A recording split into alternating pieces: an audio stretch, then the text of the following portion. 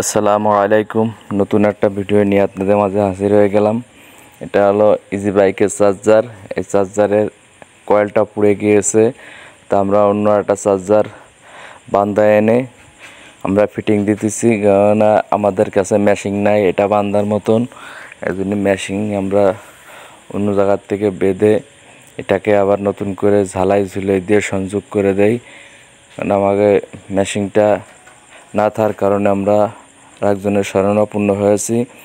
এটা সুন্দর করে কাজ করে দিব যাতে দীর্ঘস্থায়ী হয়, এভাবে কাজ করতেছি যাতে আমার ভাই এটা ব্যবহার করে খুব শান্তি পায়। এটা এখানে জ্বালাই দিয়ে দেব, এই 12 ঘাটের যে ইটা আছে এই জ্বালাই দিয়ে দিব। এই জ্বালাই দেওয়ার পরে এটা সুন্দর কাজ করবে, না হলে ভোল্টেজ বাড়ানো কমানো যায় না। এটা ফিক্স ভোল্টেজে রাখার কায়দা নাই, কারণ ভোল্টেজ আপ ডাউন করে ইজি বাইকের যে চার্জারে।